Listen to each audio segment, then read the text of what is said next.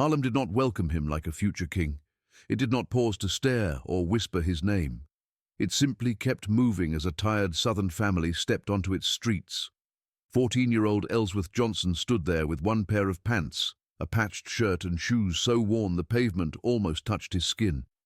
His family carried only 2 suitcases, but inside them was desperation, fear, and a last attempt to escape poverty. No one expected greatness from this child. No destiny followed him. No prophecy walked beside him.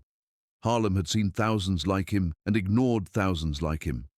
And in that moment, he was nothing more than another forgotten boy swallowed by a city that did not care. Before Harlem, there was Charleston, a place not of dreams, but of survival. He grew up inside a collapsing wooden shack where 9 people squeezed into 320 square feet, breathing the same hunger every single day. Poverty wasn't a phase for his family. It was a permanent cage made of empty plates and sleepless nights. Witnesses would later say they lived almost at starvation level, describing children with thin bodies and eyes that had seen struggle far too early. Hunger etched itself into his bones, fear carved itself into his thoughts, and the trauma of never having enough shaped a mind that refused to stay weak.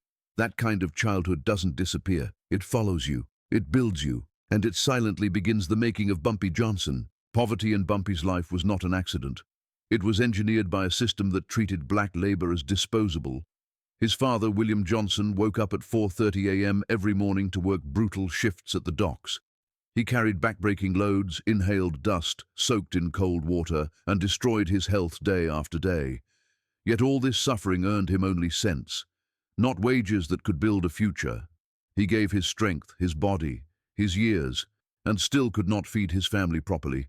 Every paycheck reminded him that the system was designed for him to work, but never rise. His mother, Margaret Johnson, lived another version of the same injustice. She worked as a domestic servant in wealthy white homes. She cleaned their kitchens, polished their silver, and raised their children with care and patience, while her own children at home starved. She smiled when she was supposed to smile, stayed silent when she was expected to stay silent, and accepted humiliation because survival demanded it. People who lived near the Johnson family would later speak about her with tears, remembering a kind woman crushed by a cruel economy, a mother forced to choose dignity or dinner, and always choosing her children no matter the pain. The numbers told a tragedy long before Bumpy grew into power. The Johnson household survived on roughly $12 to $15 a month, and even that was unpredictable. Rent swallowed most of it like a silent predator, leaving almost nothing for food, clothing, or medical care. Hunger wasn't occasional, it was permanent. It shaped how they thought, how they lived, how they dreamed. Poverty was not just their condition, it was their destiny written by a society that never intended for them to escape. And in that destiny, the seed of the man Bumpy would become began to grow. Hunger did not just make Bumpy weak as a child, it rewired his body and mind forever. Medical experts explain that long-term starvation damages growth, weakens the immune system, and leaves lifelong scars on health.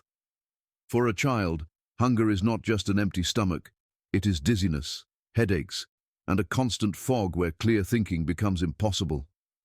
Every day he felt the sharp ache in his belly and the slow, tired heaviness in his bones. Hunger followed him to sleep and greeted him every morning. It molded his nervous system to live in survival mode. It taught him that the world would not feed him unless he fought for it. And that lesson never left. What hunger does to a child lives forever in the adult they become. Even when Bumpy Johnson became powerful, even when money surrounded him, the fear of starvation never disappeared. People close to him would later say he finished every plate, hated seeing food wasted, and never trusted plenty. Wealth did not erase the memory of weakness. Instead, it fueled an obsession with control, financial security, and never depending on anyone again. He saved everything, managed money with iron discipline, and lived as if scarcity was always waiting around the corner. Childhood hunger didn't just starve his body, it shaped his psychology, his decisions, and the relentless drive that would one day make him king of Harlem. Perfect. Continuing in the same cinematic narrative format, proper paragraphs, each sentence ending with, and paragraphs under character limit. Before Harlem knew him as a feared name, He was once simply a brilliant child sitting quietly in a broken classroom. Teachers who remembered Ellsworth Johnson spoke of a boy who learned faster than anyone around him, a child who could understand ideas instantly, who thought deeper, and who showed the kind of natural intelligence that could have led to greatness. They said he wasn't just smart, he was thoughtful, strategic, curious about the world, the kind of child who could have become a scholar, a leader, an innovator. If only the world had given him the chance. But the world he lived in never intended to grow his brilliance. His school was not a place of opportunity. It was a symbol of neglect, a single-room building, overcrowded, freezing in winter and suffocating in summer. There were barely enough books, and the few they had were torn, outdated, and already discarded by white schools. Education for black children at that time was never meant to lift them. It was designed to remind them of their place. It was a system created not to educate, but to limit, to contain, to quietly crush potential before it ever had a chance to rise. So, at just 11 years old, he made a decision that was both heartbreaking and painfully logical. He walked away from school forever, not because he lacked ability, but because he understood reality with brutal clarity. Education won't help us eat. That was the truth he lived. Every day of school meant hunger at home, meant watching siblings starve, meant wasting time on dreams a racist society would never allow. His intelligence didn't disappear. It simply shifted, from classrooms to survival, from books to strategy, and eventually, that same brilliance would become the mind behind Harlem's most powerful criminal empire. Not because he chose crime easily, but because the world left him no door to a future except the one he had to break open himself. Absolutely. Continuing with the same cinematic documentary tone, proper paragraph format, every sentence ending with, and each paragraph within limits. Rage did not simply appear in Bumpy Johnson. It was born slowly, shaped by humiliation and injustice he watched destroy the people he loved. One day his mother was falsely accused of stealing from the wealthy family she worked for. She had given them loyalty, labor, and respect. But when blame was needed, it fell on the black woman with no power. She was forced to apologize for something she never did. Her wages were cut as punishment, and her dignity was crushed in front of people who saw her as less than human. Watching his mother cry in silence, watching injustice win without resistance, broke something deep inside him. It planted a fire that would never go out. Then came the day his father was injured at the docks. His hand was crushed under heavy cargo, bones shattered, blood pouring, pain tearing through him.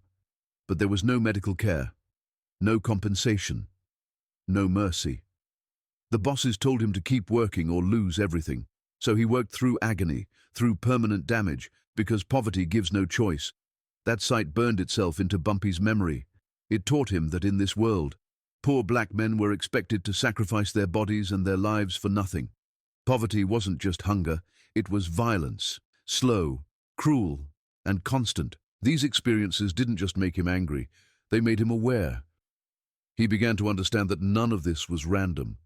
The pain, the hunger, the humiliation were not accidents of life. They were the result of a system deliberately built to crush black families, to keep them powerless, to make survival itself a struggle. That realization turned his anger into purpose, turned frustration into defiance. Bumpy Johnson's rage was not wild, it was focused, political, and deeply rooted in the belief that if the system refused to give him justice, he would one day take power by any means he could. The Johnson family boarded a train that would carry them away from everything they knew, away from a South Carolina that had tried to starve them, to a world that offered even the faintest hope. Poverty and racism had made life a slow death sentence, and leaving was not a choice. It was survival. The journey to New York took 3 days, crammed into the colored section of the train. They carried 2 battered suitcases and a wooden crate, everything they owned. When they arrived at Penn Station on March 18, 1919, the family had exactly $3 left. $3 and a desperate hope that New York might offer what Charleston never had, that somehow, here, they could find food, shelter, and safety. For most 14-year-olds, a move to a new city is exciting. Friends, streets, adventure. But Ellsworth saw it differently. He looked at the crowds, at the wealth, at the vast city that seemed to mock the poverty of his childhood. And in that moment, he made a vow. He would never be poor again. He would never be powerless again. Whatever it took, he would build a life where hunger could never touch him, where humiliation could never reach his family. It was a promise to himself, a plan born of rage, intelligence, and desperation. That boy from South Carolina was already thinking like a king, even though the crown didn't exist yet. Harlem was a city of contradictions, a place of dreams and danger. For Ellsworth Johnson, it was a land of opportunity hidden beneath layers of inequality. The streets offered more than just work. They offered survival, influence, and wealth that the legal world refused to provide. Racism was still everywhere, subtle but powerful. Jobs paid less, neighborhoods were restricted, and doors remained closed. But in the shadows, the informal economy thrived. Policy gambling, numbers running, and underground hustles created paths to power. For a brilliant, hungry boy, the illegal world offered what the honest world would never give: security, respect, and the chance to never be powerless again. At 15, Ellsworth found a mentor in Stephanie St. Clair, one of Harlem's most successful policy operators. She taught him the rules of the game: how to run money, how to protect assets, how to negotiate with both politicians and criminals. She revealed how corruption and influence could be managed, how intelligence and strategy mattered more than brute force. Under her guidance, Ellsworth learned to see Harlem not as chaos, but as a system he could manipulate, a system he could use to build his empire. Every question he asked, every observation he made, sharpened his mind, made him faster, smarter, and more focused than anyone else on the streets. By 25, Ellsworth was no longer a student of the streets. He was a rising force. Money flowed first in hundreds, then thousands, and eventually tens of thousands. Power began forming as he learned who to trust, who to avoid, and how to make people dependent on him. Strategic, disciplined, and ruthless when necessary. He began shaping an empire with intelligence as his weapon. His hunger, rage, and brilliance were no longer abstract feelings. They were being transformed into wealth, influence, and a reputation that would soon make the name Bumpy Johnson feared and respected across Harlem. Perfect. Continuing with cinematic human-style narration, proper paragraphs, under character limit, each line ending with, Ellsworth Johnson was no longer just surviving, he was thriving. From the first few $100s he earned running numbers to the millions flowing through his hands, he became a master of financial strategy. He organized a criminal enterprise that was precise, efficient, and profitable. Every operation, every runner, every risk was calculated, and every dollar reinvested. But Bumpy didn't just hoard money. He invested strategically in property, legitimate businesses, nightclubs, even stocks. He built layers of wealth that were nearly impossible to trace, creating not just fortune, but security and power that would last a lifetime. Every decision reflected the lessons of hunger, injustice, and deprivation he carried since childhood. The first time Ellsworth handed money to his mother, it was more than just a gift. It was redemption. A simple envelope with $100, more than she had ever held at once in her life. Tears streamed down her face. She tried to refuse, but he insisted, telling her that she had labored for decades for white families who paid her almost nothing, and that now her sacrifices had been honored. That day, Margaret Johnson retired from work, never to labor again. Her son's empire, built in the shadows of crime, ensured she would live in comfort, safe and respected. For Bumpy, this was the first time his power had meaning beyond survival. It was love made tangible, a promise kept that poverty would never touch his family again. Perfect. Continuing the cinematic storytelling style, paragraph format, under character limit, each line ending with, by 1966, Bumpy Johnson had transformed completely, from a starving boy in Charleston to one of the richest black men in America.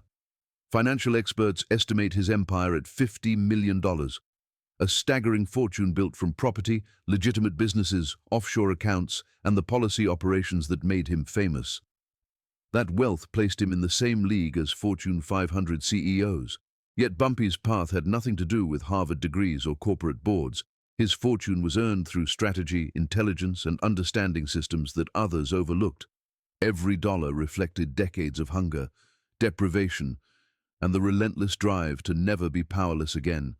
Walking down Lenox Avenue, Harlem saw a man who could not be ignored. Bumpy lived in a luxurious apartment on Sugar Hill, one of the most prestigious addresses in the neighborhood. He wore custom Italian suits costing hundreds of dollars each. Diamond rings flashed from his fingers. His Italian leather shoes clicked like a warning to anyone approaching. Every step he took, every car he drove, including his polished Cadillacs, broadcast his success, his security, his dominance. The boy who had once worried where his next meal would come from now dined at the finest restaurants, traveled internationally, and owned art and books that few in Harlem could dream of.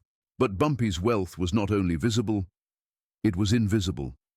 Power ran through every aspect of his life. Politicians sought his influence, criminals feared his judgment, and communities relied on his financial and social presence. He could stabilize a family on the brink of eviction, fund a church, or protect an ally from ruin. Security, respect, and control became his currency. Unlike the power of brute force, this was subtle, enduring, and unassailable. It was the power that childhood hunger and deprivation had forged, the invisible armor of a man who refused ever to be vulnerable again. Absolutely. Continuing the cinematic, humanized narration, paragraph format, under character limit, each line ending with, "Even as Bumpy Johnson walked the streets of Harlem in 1966 with wealth beyond imagination, he was still haunted by the hunger of his youth. The child who once worried where his next meal would come from never fully disappeared.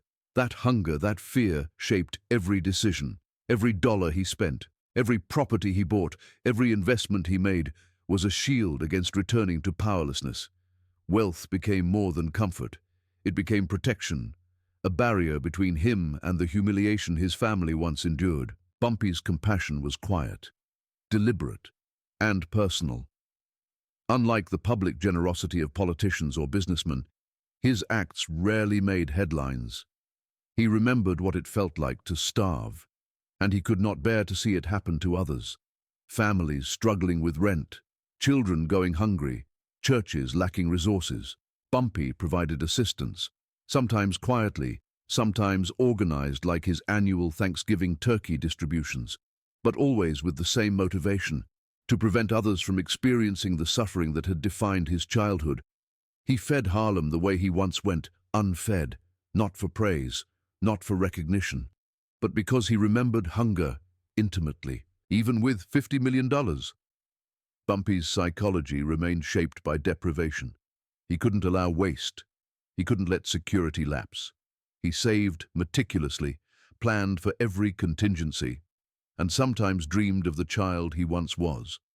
Sometimes, late at night, the terror of poverty returned in dreams, and he woke momentarily frightened, afraid that everything could vanish. Though intellectually he knew it couldn't, emotionally. The trauma persisted. His empire, his power, his charity were all answers to that fear. Defenses built by a boy who had nothing, now wielded by a man who had everything. Absolutely. Here's the cinematic human-style conclusion. Paragraph format, under character limit, each line ending with, "Bumpy Johnson did not chase wealth for the sake of greed. Every dollar, every empire he built, every risk he took, was born from a desire to escape the pain of childhood, to never again feel powerless, to never again face the hunger and humiliation that had defined the first 14 years of his life. The power he amassed was more than money. It was protection, it was respect, it was survival. It was the answer to a life that had offered him nothing but scarcity and injustice. He was also a product of a system that refused to let brilliant black children succeed through legal means. The schools were inadequate, the jobs were unequal, the opportunities denied. Every step of his journey reflected that reality. Every turn toward the streets, every strategic choice to operate outside the law, was a response to being cornered, to being denied. to being made invisible by a society built to ignore his brilliance. And so the question lingers, haunting every story told about him. Did America create Bumpy Johnson by denying him the path to legitimate success, by forcing him to find power in a world that left him no choice? Or did he, through brilliance, rage, and sheer will, simply become what he was destined to be? A man who turned the worst possible circumstances into an empire, a child who starved into a king who would never hunger again.